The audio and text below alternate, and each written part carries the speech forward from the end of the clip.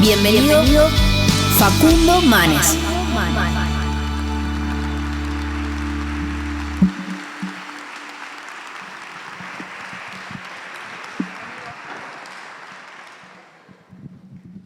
Bienvenido, Facundo. Un placer estar acá. ¿Se escucha bien atrás? Bienvenido a Montevideo y bienvenido a la UCU. Los felicito, me encanta la universidad. Felicito al rector. Ayer me estuvieron contando todo esto que iba a haber y superó las expectativas. Y conversamos, te invito a conversar porque yo sé que sos un gran defensor de... Siempre decís que el cerebro es un cerebro social y que si no hay como un otro, se empobrece el cerebro. Contame un poco de qué se trata eso. Sí. La soledad crónica, sentirnos solos crónicamente, es algo que está pasando, es muy común. Es un factor de mortalidad más importante que la polución ambiental y tan importante como fumar 20 cigarrillos por día o el alcoholismo o la obesidad. Y cuando vamos al médico, o nosotros los médicos, nunca preguntamos, los médicos tomamos la presión, pesamos a los pacientes, medimos el colesterol, arreglamos fracturas, pero nunca un médico, y ustedes como pacientes lo saben, les preguntó, ¿cuántos vínculos humanos tienen? Es más, es una pregunta que le hago ahora a ustedes, no tienen que responderla, pero piénsenla, quizás es una pregunta de la más importante de los últimos meses. ¿Cuánto, cada uno de ustedes, piensen en silencio, cuántos vínculos humanos profundos tenemos cada uno de nosotros? ¿A quién le pueden contar una enfermedad que quizás no la quieren hacer pública? ¿A cuántos les pueden contar un fracaso? ¿A cuántos les pueden contar un sueño que quizás no se cumpla? ¿Cuántas?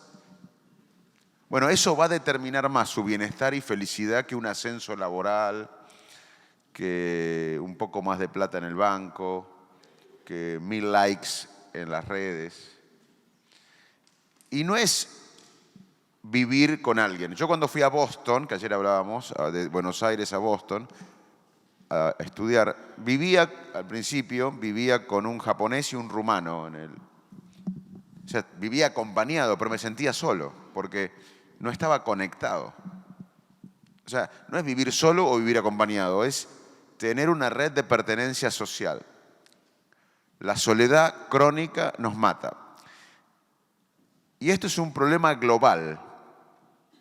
En realidad la salud mental es un problema global. Si ustedes me preguntan a mí, Facundo, ¿cuáles son los temas más importantes del mundo hoy? Bueno, el cambio climático, todos estaríamos de acuerdo, menos nuestro presidente, todos estaríamos de acuerdo, Milei, ¿no?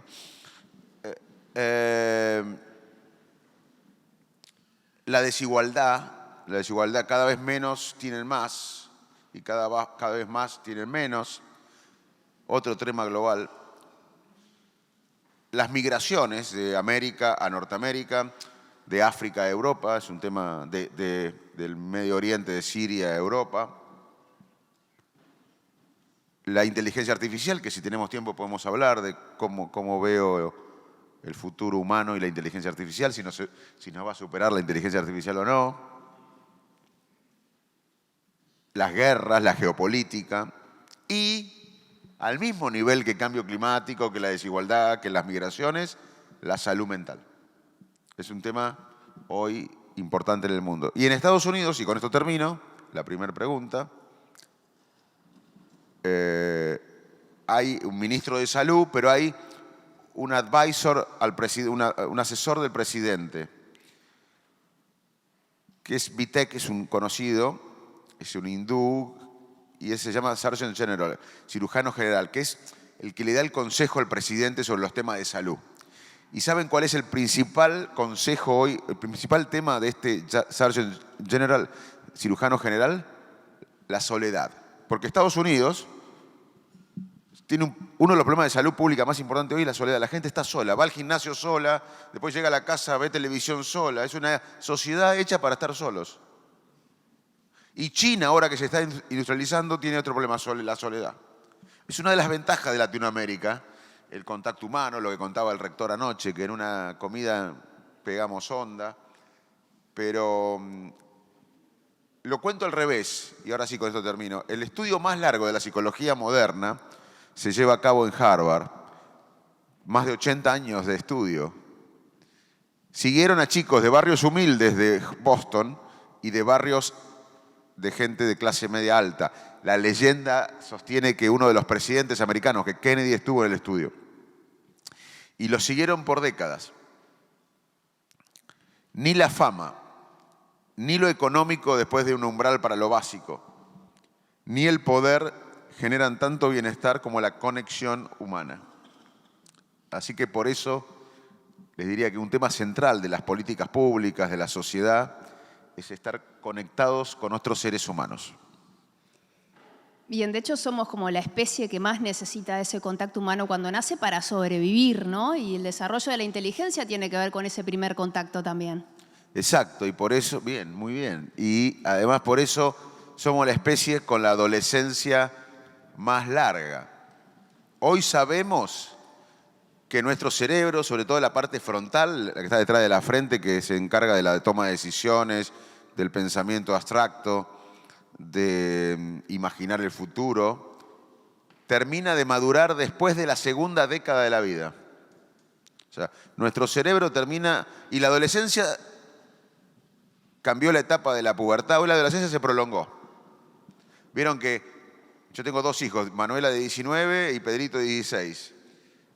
Yo a la edad de Manuela ya estaba fuera de mi casa también porque venía de un pueblo del interior y tuve que ir a Buenos Aires, pero hoy los chicos se quedan en la casa, en todo el mundo, y no es solo por problemas económicos, porque es caro irse a vivir, es porque maduran más tarde. Hoy un chico termina la adolescencia, es normal que termine la adolescencia a los 20, 25 años. Y acá hay muchos padres y muchos que van a ser padres.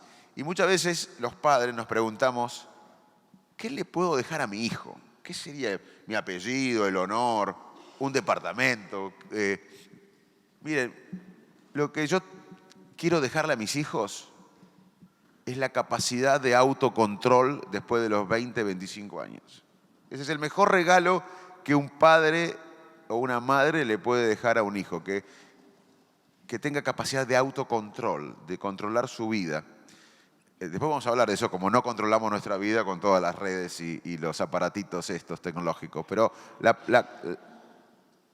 la frase es más profunda, es la capacidad de autocontrol es uno de los regalos que más podemos hacer a nuestros hijos, que no siempre pasa. Y la adolescencia, como bien decís vos, en los seres humanos es muy larga. Después de los 20, 25 años madura el cerebro, sobre todo el lóbulo frontal, y la adolescencia hoy se prolongó. Vamos a hablar de emociones y de redes sociales ahora en minutos, pero me gustaba poner esto en contexto. Estamos en un mundo, recién escuchábamos, hoy se dice VICA, ¿no? Volátil, incierto, complejo, ambiguo, en donde los estímulos que tenemos, yo cuando estudié acá no había redes sociales, o sea, ya hoy es otro mundo, ¿no? Uno como que se controlaba más fácil y hoy en realidad, bueno, tenés el celular, hay como mucho estímulo. ¿Qué tan vulnerable está? Es el mismo cerebro de hace muchísimos años y sin embargo hoy recibe muchísimo más estímulos que antes. Entonces, ¿qué le pasa a ese cerebro hiperestimulado? ¿Se ha transformado? ¿Hay que educarlo para que no se rompa? ¿No? Bueno, primero vamos a sacar un zoom. Voy a volver a tu pregunta después, pero ahora hacemos un zoom. Y creo que por eso hay mucha gente acá, porque este tema es clave. Vivimos cada vez mejor, estamos en una etapa paradójica. Vivimos cada vez mejor que en la historia. Hoy se vive mejor que en cualquier momento de la historia de la humanidad. Cualquier persona de clase media baja vive mejor que un rey hace 5.000 años. Tiene papel higiénico, tiene un teléfono, viaja, el confort es mayor. Repito, alguien de clase media baja, de ahí para arriba, más allá de los problemas que tenemos de las guerras, del hambre, de la desigualdad, hoy en general se vive mejor que en toda la historia de la humanidad. Tenemos confort, tecnología. Sin embargo, nos sentimos peor. O sea, hay una paradoja moderna. Todo el mundo tiene más tecnología, más confort, tenemos mejor ropa, mejor conexión, etc. Pero nos sentimos peor. Ahí todo el mundo toma, o la gran mayoría del mundo que puede, toma psicofármacos, toman pastillas para despertarse, para acostarse, para dormir. Y eso es un tema. Eso es para otra charla. Pero en parte la tecnología nos hace miserables. Porque si mientras yo me siento mal en la cama un sábado que estoy sin una actividad, voy a Instagram y mi prima que no banco está en Miami disfrutando. La comparación es un tema. La comparación es un tema.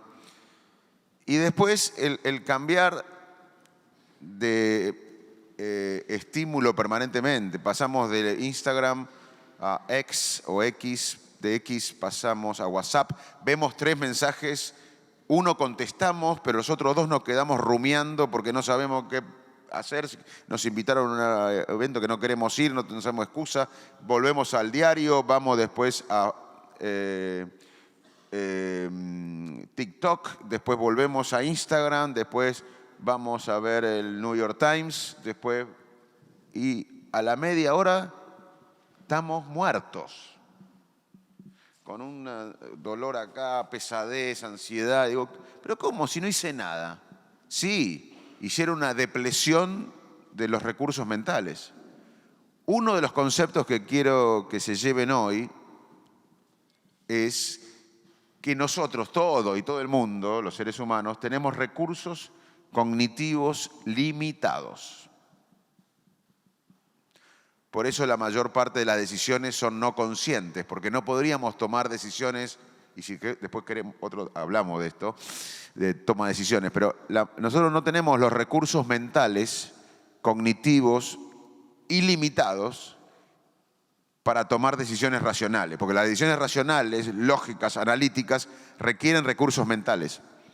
Entonces, como los recursos son limitados, la mayor parte del tiempo, es otra charla también sobre cómo decidimos, lo hacemos en forma automática, no consciente, basado en la emoción del momento, en emociones previas. Pero volviendo a las redes, este cambio de ir de TikTok a Instagram, a WhatsApp, responder un WhatsApp, volver al diario, del diario ir a otro diario, al diario de España, o al diario de Montevideo, o al diario americano, tiene un costo cognitivo. Cada vez que cambiamos de tarea hay un costo cognitivo que nos agota. Nos hace menos productivos. Tenemos la falsa ilusión, si alguien acá está whatsappeando, no me parece mal, si alguien acá está whatsappeando ahora, tiene la falsa ilusión de que va a entender lo que digo y además que va a mandar perfectamente, sin costo cognitivo, el mensaje. Va a entender muy poco lo que digo y hay grandes chances que el mensaje se lo mande a otro o que salga como falta de ortografía o esté mal expresado. Nos pasa. Fíjese que cuando nos equivocamos es cuando estamos reunidos y mandamos un WhatsApp, se lo mandamos a otro, lo mandamos mal. Un cerebro atento al presente es un cerebro más productivo y más feliz. La multitarea no existe para el ser humano. Por eso cada vez que cambiamos de tarea hay un costo cognitivo que nos agota. Y con esto termino esta pregunta y seguimos conversando. Lo decía anoche en la comida, pero ahora lo voy a graficar mejor. Cuando ya había evidencia que el tabaco hacía mal a la salud, hace décadas, ya había, los médicos teníamos evidencias de que el tabaco era malo para la salud. En revistas americanas semanales, los que hacían propaganda de cigarrillos eran los cowboys y los médicos, fumando, con guardapolvo, fumando. Era cool fumar en un avión. Hoy, imagínense cualquiera de ustedes entrando en un avión con alguien fumando. llaman a la azafata o al azafato y dicen, acá hay alguien fumando. O en un restaurante. Ahí. Bueno, o sea, tardó desde la evidencia que el tabaco hacía mal, igual, inclusive hay gente que sigue fumando, pero lo que quiero plantear es que desde la evidencia hace décadas que sabemos que el tabaco hace mal a la salud, pasó mucho tiempo para que la sociedad no permita fumar en los aviones, que quede mal fumar en un restaurante, a no ser que sea en la zona de fumar, que no haga más propaganda los cowboys y los médicos, y algunos siguen fumando. Bueno, es lo mismo con la tecnología. Ya hay evidencia que estar todo el día con esto nos hace miserables.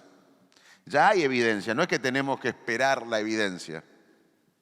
Ya hay evidencia de que esto es fantástico para muchas cosas, pero nos hace miserables en el día. Sin embargo, va a tardar mucho tiempo.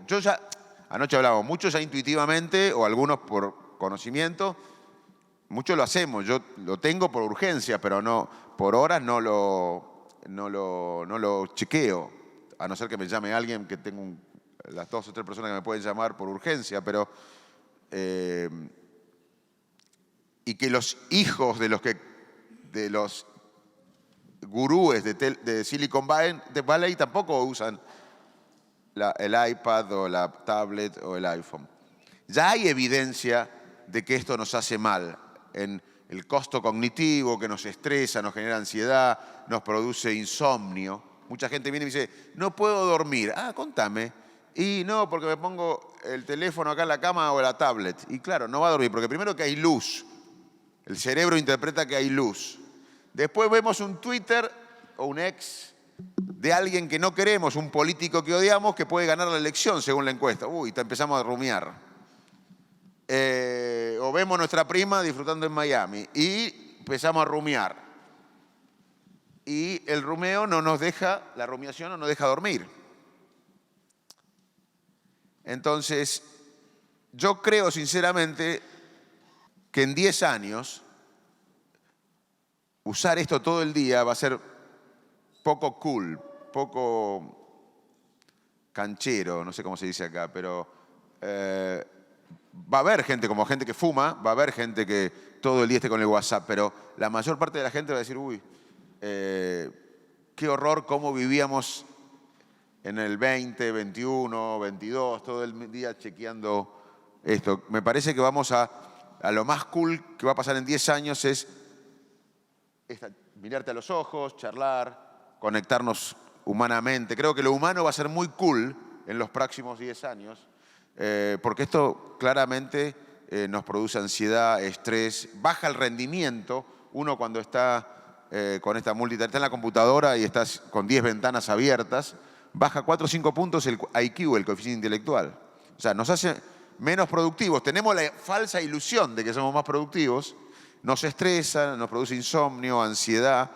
Así que si queremos lo más lindo, lo más cool, lo más canchero en los próximos años va a ser la conexión humana. Y esto va a ser como fumar o lo hacemos en las afueras. Y la gente lo ve como alguien que no puede controlar su conducta. Yo te escucho y estoy de acuerdo, pero pienso, ¿no? Todos sabemos que comer chocolate todo el tiempo está mal, que tomar alcohol está mal, y todos nos gusta una copita de vino, que comer determinados alimentos, tanta harina, ¿no? Pero el cerebro tiende a buscar ese placer todo el tiempo. Sí. Tenemos un circuito masivo de neuronas conectadas en la base del cerebro que se llama Reward System o sistema de recompensas. ¿Cómo se descubrió esto? Hace unas décadas unos investigadores pusieron un electrodo en ese circuito, en la base del cerebro, a animalitos, y los animalitos tenían en el piso un botón rojo que con las patas podrían apretar el botón rojo y se activaba el electrodo que activaba esa red neuronal que hoy llamamos de recompensa. Y los animalitos vivían apretando el botón rojo, se morían sin comer, sin beber, sin dormir, de placer se morían, porque apretaban el botón rojo activaba el circuito, activaba el electrodo que activaba el circuito de placer que liberaba dopamina. Entonces tenemos un circuito todos en la base del cerebro de placer.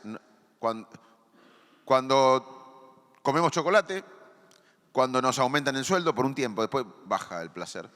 En serio, es como comprar un celular nuevo. Tenemos los primeros días y después, cuando hay estatus social, con el sexo, con la hamburguesa con queso, con el chivito, con todo lo que nos da placer, se activa este sistema de recompensa.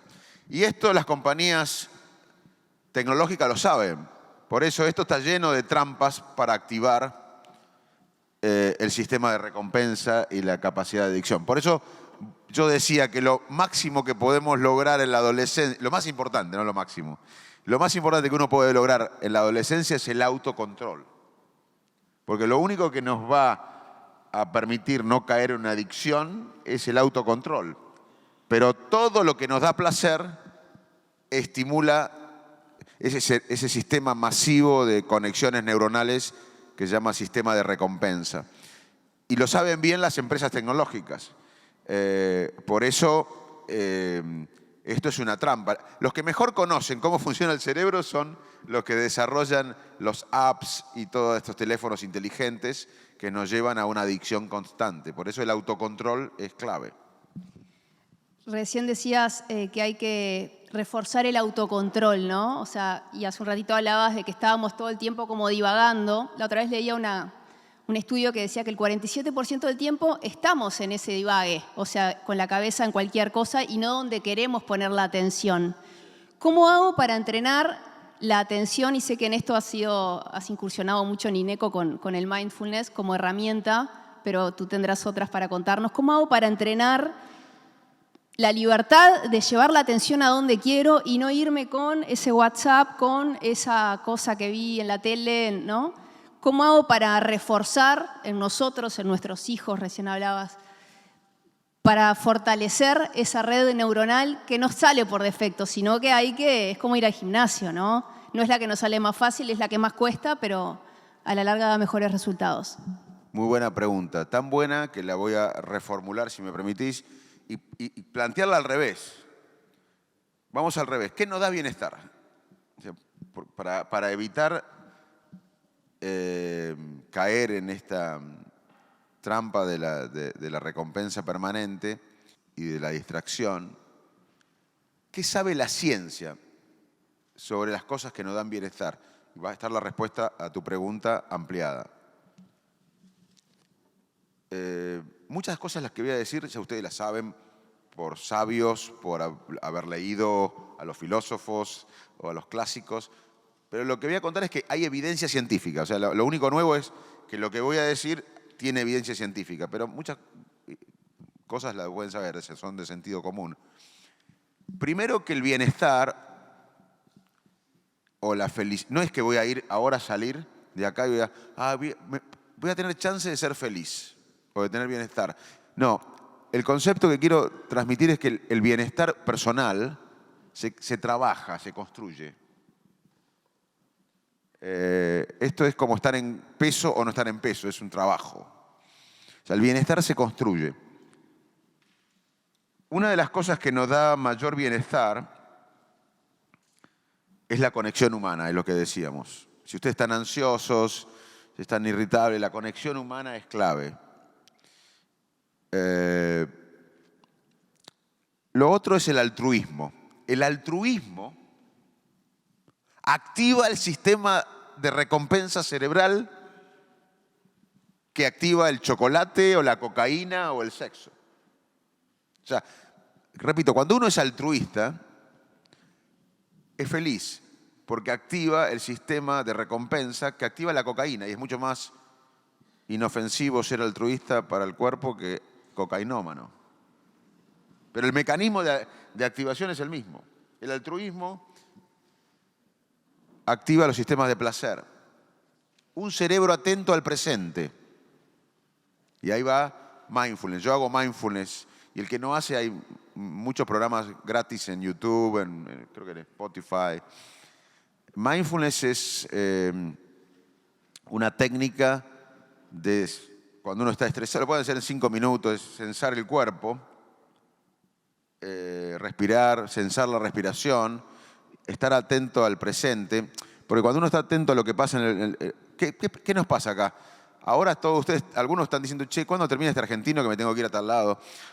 Estamos rumiando acerca del futuro, o yo diciendo, uy, qué lástima que no dije esto en la pregunta anterior, revisando el pasado, pensando en la próxima tarea, y no se nos pasa el presente. O sea, un cerebro atento al presente es un cerebro más productivo, con más bienestar. Y hay técnicas de mindfulness que ayudan al dolor, a la depresión, además del tratamiento clásico médico para el dolor, para la depresión y la ansiedad, pero también se aplica para el bienestar general. Otra cosa que nos da bienestar es el ejercicio físico. El ejercicio físico es el ansiolítico y antidepresivo natural más poderoso que tenemos. También nos da bienestar disfrutar el proceso. Muchas veces pensamos que tenemos una meta y que cuando alcanzamos esa meta vamos a ser felices. Y cuando estamos en esa meta queremos más. Esto va a pasar. Entonces, disfrutar el proceso y no pensar que cuando lleguemos a la meta, recibirnos o tener un doctorado, vamos a ahí empezar a ser felices o tener bienestar. Disfrutar el proceso es muy importante. También dormir. El sueño es salud. Tenemos que dormir 8 horas por día, 7, 8 horas por día. Si uno vive 90 años, vamos a dormir 30. Y es algo importante hace el sueño. Sabemos que reconsolida la memoria, que modula el sistema hormonal, el sistema inmune, pero dormir es clave. Después, la realidad no se puede cambiar. Lo que podemos cambiar es cómo reaccionamos frente a la realidad. Eso se llama reevaluación cognitiva de las emociones. El mundo es cómo nuestras creencias piensan que es. O sea, el cerebro construye nuestra realidad. Yo ahora puedo estar pensando que el rector está aburrido. No tengo idea. Pero si pienso eso me voy a sentir mal porque fue muy amable. Y yo puedo pensar que el rector está disfrutando mucho y que se está atrasando en otro compromiso que te tiene que ir porque está disfrutando. Y me voy a sentir bien. O sea, el cerebro crea la realidad. Yo, por supuesto, pienso que está encantado y que con la charla y que la está pasando bien. Y entonces me siento bien. Pero, ¿qué quiero decir con esto? Que la manera en que pensamos determina la manera que sentimos. Y cambiar la manera que pensamos que se puede, cambia la manera que sentimos. Todo esto ayuda al autocontrol. Todo esto, entender que tenemos el poder en nuestro cerebro para controlarnos con diferentes métodos y técnicas, y sobre todo conociendo cómo funciona la mente, nos da un poder enorme para el autocontrol. Y lleva entrenamiento, ¿no? Porque en realidad es muy difícil comer bien, dormir bien, hacer ejercicio, ser altruista, todas esas cosas que dijiste. No es hacerlas una vez, o 2, o 3. Es como una cosa sostenida. Es como ir al gimnasio, básicamente. Se construye, sí, se construye. Ese es un buen punto. El bienestar se construye.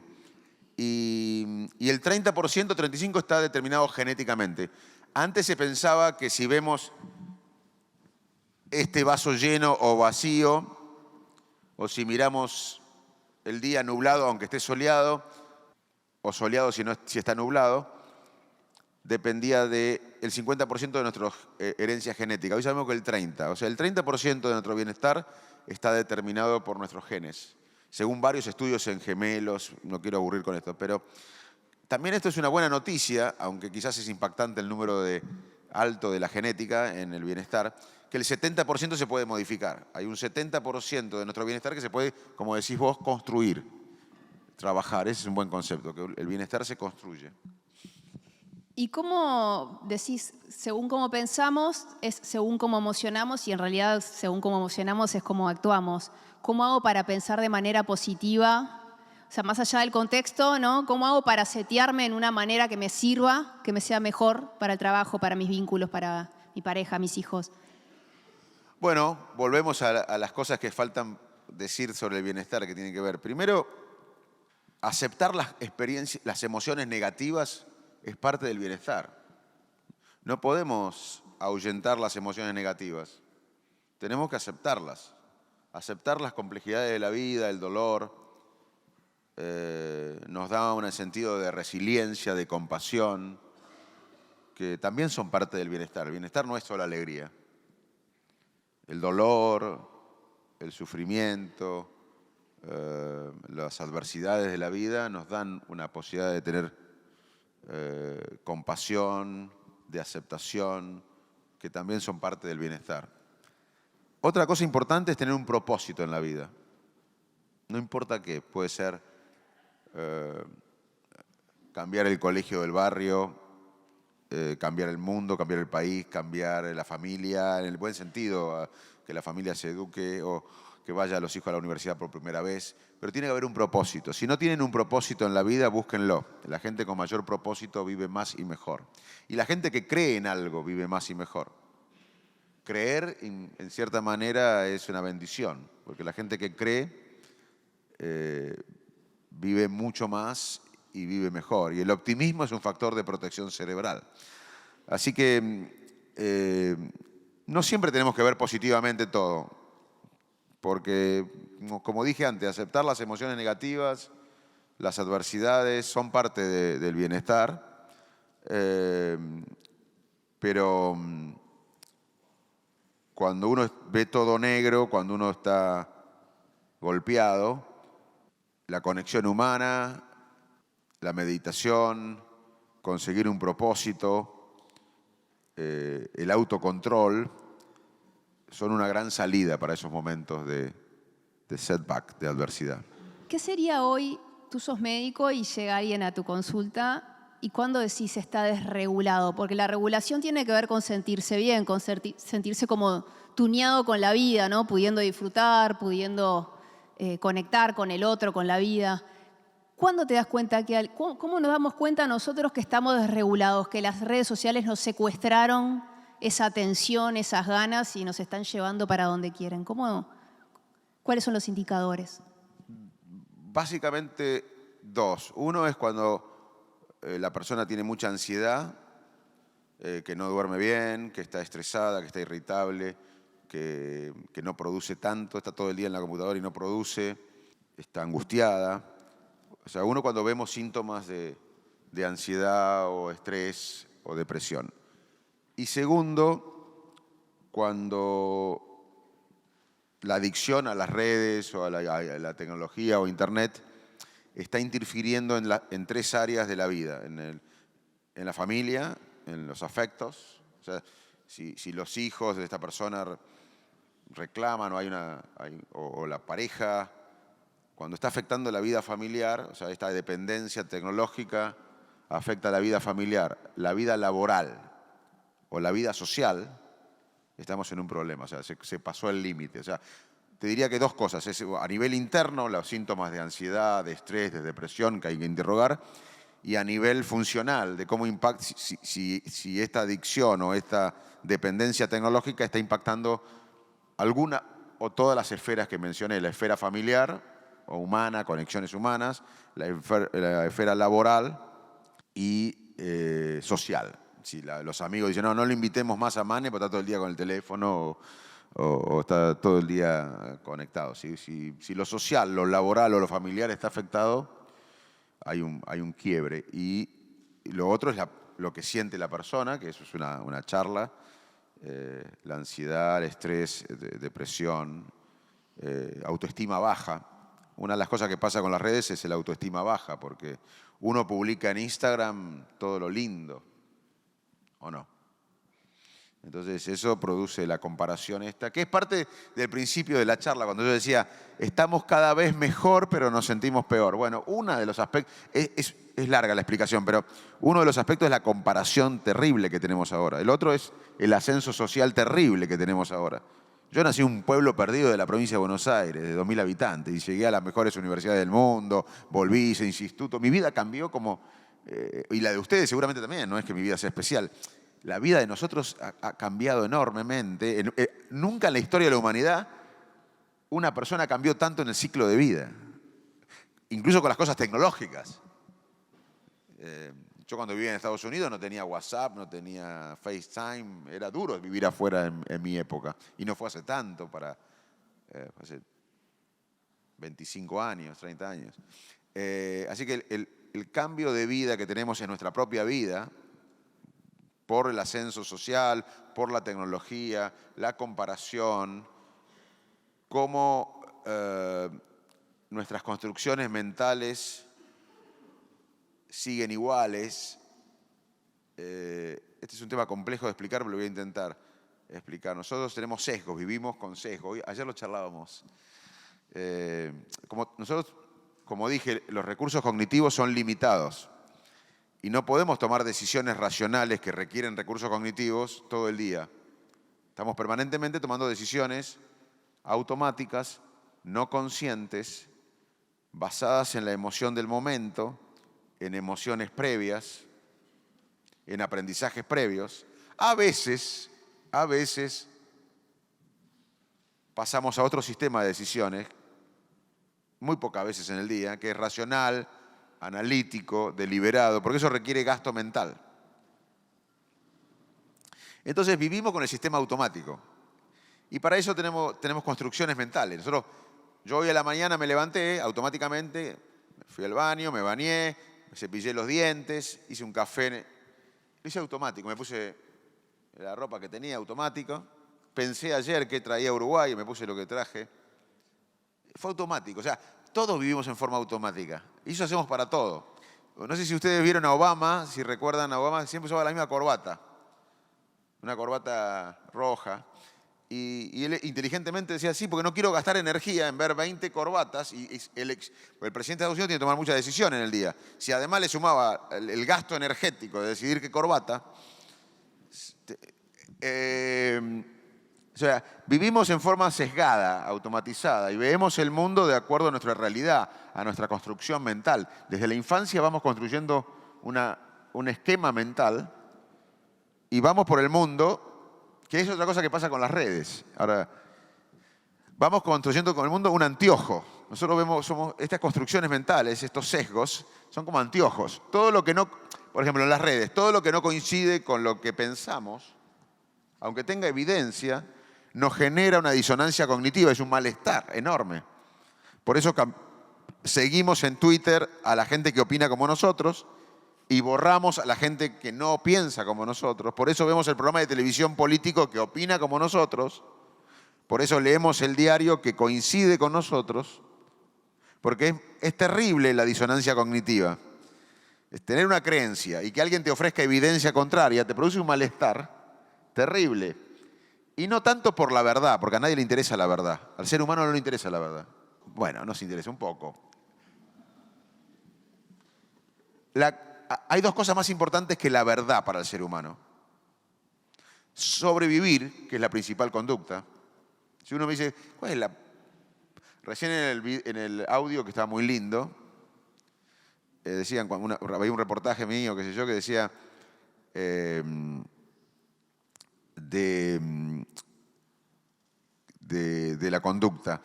Y bueno, la conducta humana tiene como principal objetivo sobrevivir. Nuestra primer objetivo es sobrevivir, porque después no hay otra experiencia humana si no sobrevivimos. Y la segunda es vivir en grupos. Hace 40.000 años el cerebro de un antepasado nuestro, perdón que les afecte el ego, era igual que el nuestro. No cambió nada. Es más, la lectoescritura apareció hace 5.000 años, nada. La mayor parte de la historia humana no leímos ni escribimos. O sea, podríamos decir que la lectoescritura es algo muy reciente en la historia. Y hace 40.000 años nuestro cerebro era igual que el de ahora. Y un antepasado nuestro hace 40.000 años estaba en un bosque, caminando, y veía una sombra. Si se ponía a razonar analíticamente si las características de las sombras pertenecían a un oso que lo podía comer y matar, o a una rama que daba a la sombra, no sobrevivía. Porque, ¿qué hacía la persona? No se podía. Che, ¿será un oso o es una rama la sombra? Porque si era un oso lo mataba. ¿Qué hacía? No le importaba la verdad. Disparaba. Y seguimos igual. Y lo otro que nos interesa más que la verdad es pertenecer a un grupo social. Porque antes, hace miles de años, vivir en grupos nos permitía mayor defensa ante el ataque y mayor posibilidades de comer. Y seguimos igual. Yo viví en Iowa, en el Midwest americano. Viví en Boston y después en Iowa, las dos Américas. Un ejemplo, Iowa, hay un estereotipo que el hombre del Midwest americano es blanco, protestante, bueno, etcétera, etcétera. Y si alguien nace en un contexto así, porque el contexto determina mucho cómo decidimos, quizás piensa, y uno es científico, estudia biología, nace en un ambiente conservador, anticiencia,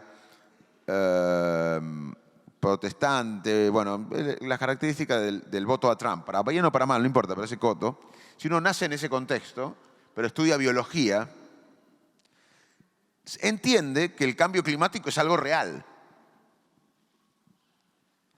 Pero como es una bandera de la izquierda, del socialismo, de la costa elite de Boston y de San Francisco, lo minimiza.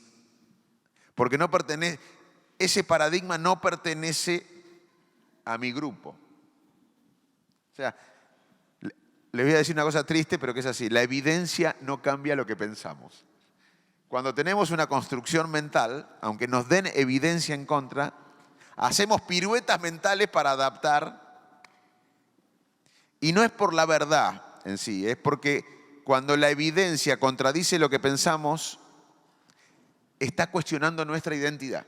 Les voy a contar un ejemplo mío, pero Alfonsín fue un presidente argentino, yo tenía 14 años, que me impactó. Después tuvo crisis económica, yo lo critiqué mucho, pero a mí me impactó a los 14 años porque pudo unir a un pueblo para entrar en la libertad, en la democracia, después de la dictadura.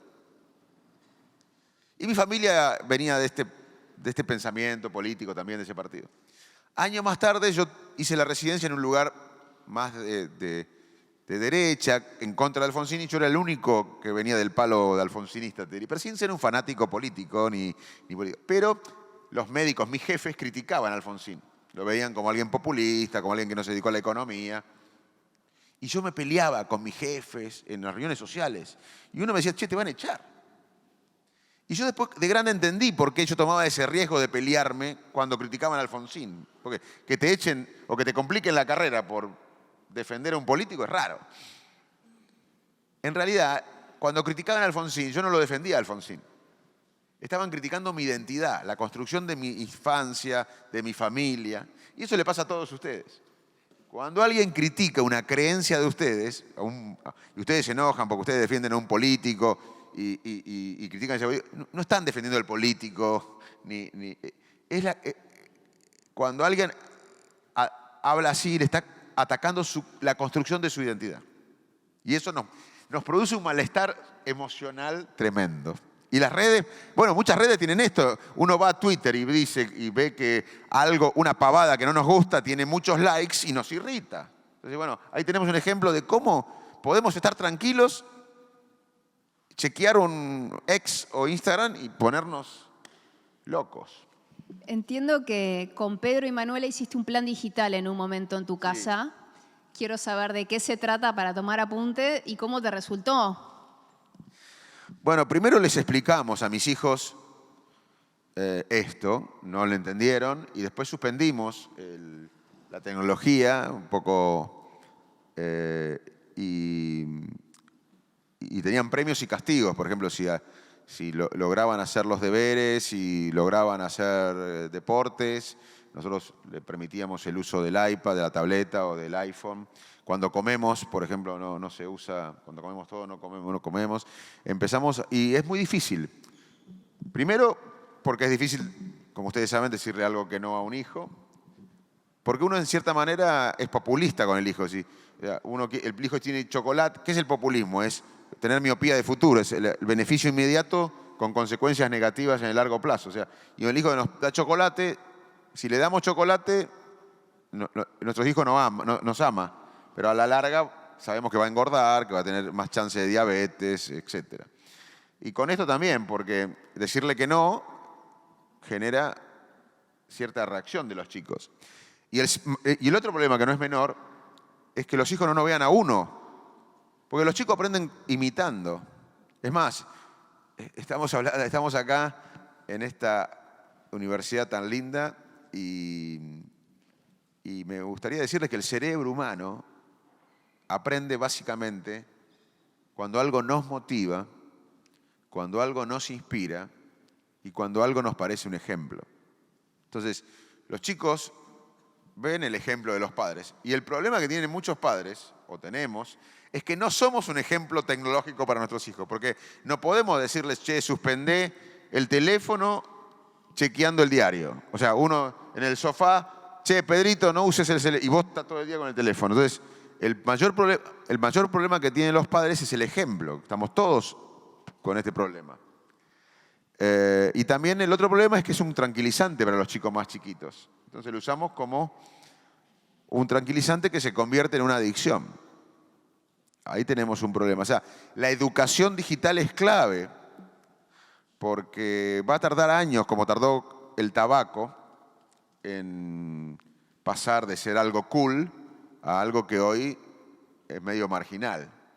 Y de hecho hay mucha gente que sigue fumando. O sea que va a haber gente en los próximos 10 años que estén todo el día conectados, pero la más gran mayoría de la gente, si promovemos este tipo de charla, va a ver esto como algo útil, pero que nos hace miserables, porque realmente nos hace miserables. Igual tiene que haber un cambio social, porque no respondes un WhatsApp en 2 horas y es como, no me respondió, ¿no? Hay como una cuestión ahí de la inmediatez, como que estás como obligado a responder, ¿no? Bueno, pero volvemos al bienestar para contestar esta pregunta.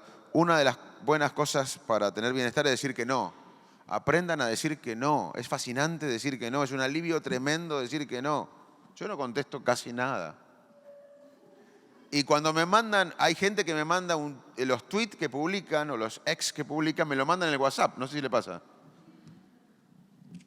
I don't want to know. No quiero saber. Los pongo al archivo. Autocontrol.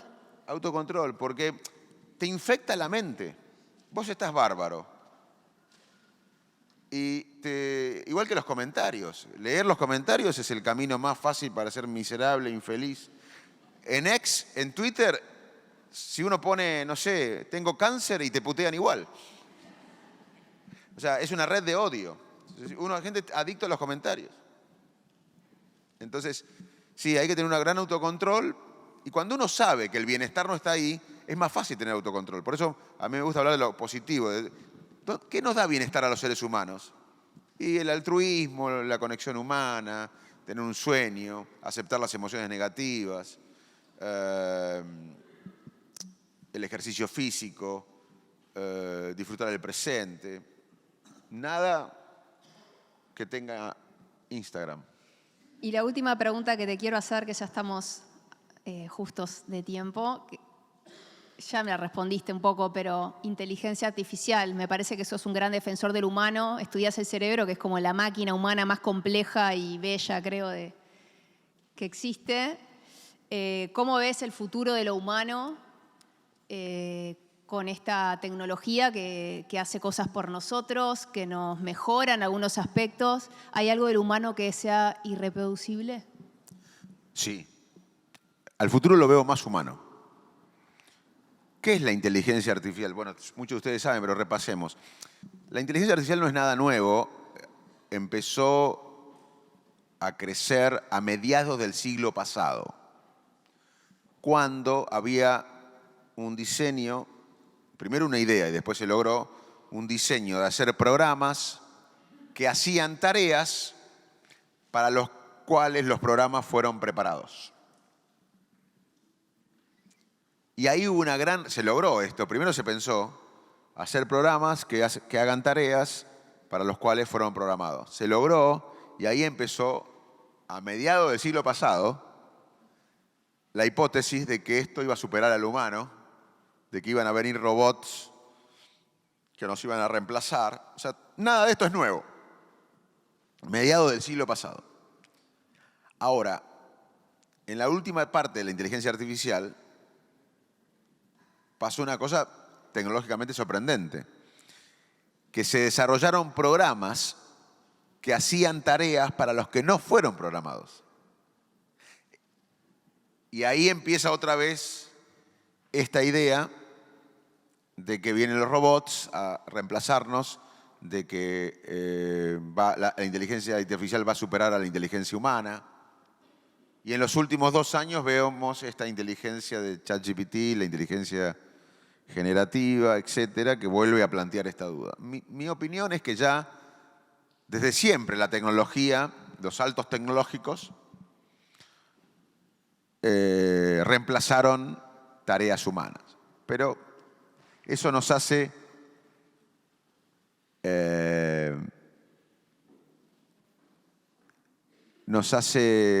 libres, cerebralmente hablando, para unas nuevas tareas. Por ejemplo, la inteligencia artificial es mejor ya que el cerebro humano, y está bien que lo sea, en analizar grandes cantidades de datos y encontrar patrones. Y en muchas tareas más. Bárbaro. Como lo fue el arado en su momento. Antes del arado que conocemos era mucho más manual. Y un día liberó a ese campesino para tener otras habilidades. O la imprenta. Cuando apareció la imprenta, la gente decía, no vamos a tener memoria, porque está todo en los libros, y no pasó eso. O sea que ya la inteligencia artificial es mejor que el cerebro humano en muchas tareas, pero no lo va a hacer nunca. Y esto estoy seguro, porque lo que van a leer ustedes seguramente es mucho de los tecnólogos. No van a leer mucho de los neurocientíficos o de los neurólogos. Y mucho de la tecnología, de singularidad, que en un momento la inteligencia artificial va a ser más inteligente que ya es más inteligente en muchos aspectos, pero mejor, así nos libera y nos da la posibilidad de otras nuevas habilidades. La lectoescritura, cuando apareció hace 5.000 años, le sacó espacio a la visión. El olfato está reducido en nosotros. Hay otros animales que tienen más olfato que nosotros no vimos del olfato. O sea, no está mal perder una habilidad para tener capacidad cerebral para otras habilidades. ¿En qué vamos a un mundo híbrido? Va a ser mejor la persona que use inteligencia artificial.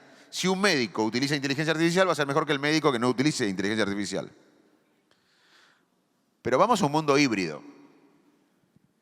Ahora, ¿qué haría yo hoy para invertir en la educación del presente y del futuro y del trabajo del presente y del futuro? Invertiría en lo que la tecnología nunca va a poder reemplazar al ser humano. ¿Y en qué la inteligencia artificial no va a reemplazar? Primero que la inteligencia, esto que hay una teoría de Singularity University, de que hay una singularidad, de que la inteligencia artificial va a ser más inteligente que el humano. Primero, no sabemos bien qué es la inteligencia humana. Así que, ¿cómo va a superar a la inteligencia humana si no sabemos bien todavía? La ciencia no ha podido describir la inteligencia humana en toda su complejidad. ¿Cómo tomamos decisiones? La parte emocional. Vivimos tomando con el sistema automático, emocional, basado en experiencias previas que están impregnadas en nuestro cuerpo. Eso nunca lo va a hacer la inteligencia artificial. La creatividad. Quizás esto es lo único que voy a explicar, porque merece.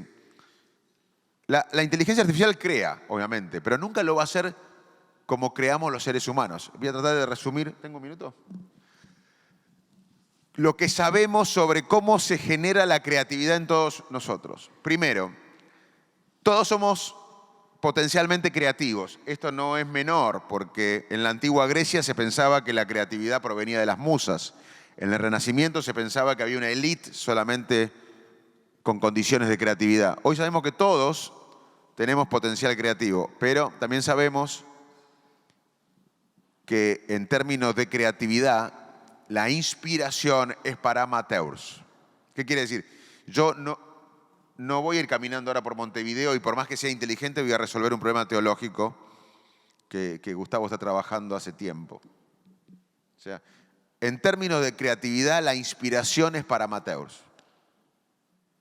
O sea, para crear algo, si quieren crear algo, van a tener que tener preparación en un tema o en varios temas. Eso requiere años. La preparación es necesaria, pero no suficiente. Luego de años de prepararnos en algo, por ejemplo, la música, ser músico, tiene que haber una incubación. Son semanas, días u horas que uno tiene el dilema en la cabeza, la melodía en la cabeza. A pesar de tener años de músico, de décadas de músico, hay semanas que tiene una nueva melodía en la cabeza, pero no sale. Y uno está obsesionado con esa melodía. Los pensamientos obsesivos predicen más creatividad que el IQ, que el coeficiente intelectual. Esto no quiere decir obsesivo-compulsivo, no es el trastorno obsesivo-compulsivo, sino es tener pensamientos obsesivos, porque unen áreas del cerebro o pensamientos que no estaban asociados. Luego de la incubación, que es necesaria como la preparación para la creatividad, necesitamos otro proceso, que es no hacer nada. Nosotros queremos estar todo el día ocupados. Error. ¿Se acuerdan cuando nos aburríamos? Hay que aburrirse, abúrranse, es fascinante. Estamos todo el día queriendo estar ocupados. Horror. Cuando el cerebro no hace nada, cuando dormimos, cuando estamos en el sofá haciendo así, o cuando estamos en el taxi, en el colectivo, hay una masiva actividad de una red que se llama Default Network, o red en reposo, que conecta áreas que no estaban conectadas. Y ahí generalmente surge el momento eureka, el momento creativo. Paul McCartney describió o descubrió la melodía de Yesterday, ahora está en la Argentina, no sé si vino acá, vino a Uruguay. Bueno, Paul McCartney describió Yesterday soñándola. Pero yo le dije que si vivo 90 años voy a dormir 30. Yo nunca voy a soñar Yesterday porque no tengo la preparación que tenía, años de preparación de músico de Paul McCartney. Y en las últimas semanas Paul McCartney estaba incubando una melodía que no salía. Luego no hizo nada y apareció. Después hay que verificar. Yesterday hay que verificar porque uno puede crear pavadas también. Para creatividad hay que tener coraje. Hay que tener cero miedo a la frustración de equivocarse. Hay que estar un poco loco. No mucho, pero un poco loco sí, para crear. Esto nunca lo va a hacer la inteligencia artificial. La inteligencia artificial va a crear de otra manera. Pero ¿cómo creamos los humanos? No. La interacción social, la empatía. La empatía es un proceso clave para el futuro de la humanidad, porque de las pandemias podemos salir bien o podemos salir mal. Después de la peste negra, donde murió 1/3 de la población mundial, salimos bien, surge el Renacimiento. En la peste bubónica salimos mal, hubo una matanza indiscriminada de clérigos, mendigos, catalanes, hambrunas. De esta pandemia todavía estamos saliendo, podemos salir bien o mal, depende de la empatía, de la capacidad de ser uno. Y hay dos tipos de empatía, la cognitiva y la emocional. La cognitiva es pensar, yo creo que Gustavo está atento y que está interesando eso. Y la empatía emocional es sentir lo que siente el otro, sentir la alegría del otro, el dolor del otro. Y la empatía emocional produce más liderazgo. La empatía emocional, o sea, sentir lo que siente el otro, correlaciona más con liderazgo que el coeficiente intelectual. El pensamiento obsesivo correlaciona más que el coeficiente intelectual para la creatividad. Y la empatía emocional correlaciona más para el liderazgo que la inteligencia, que el coeficiente intelectual. O sea, la computadora puede ser más inteligente en lo racional, pero nunca va a crear como nosotros, a decidir como nosotros, a trabajar en equipo con la empatía que lo hacemos nosotros, a regular las emociones, a detectar las emociones de los demás, a tener compasión, a generar esperanza. Así que si uno quiere invertir en la educación del presente y del futuro y en los trabajos del presente y del futuro, es simple. Hay que invertir en uno y como universidades invertir en las tareas que la inteligencia artificial y la tecnología nunca va a reemplazar a los humanos. ¿Y cuáles son esas tareas? Las que nos hacen humanos. Las habilidades que nos hacen humanos son las que van a proveer la fuente de trabajo en el futuro. Cuidar a los demás va a ser un trabajo extraordinariamente pedido y bien pago en el futuro. Y quizás programar ya no va a ser tan importante. Así que inviertan en los que nos hacen, en los que nos hace humanos. Gracias, Facundo. Un placer, un placer.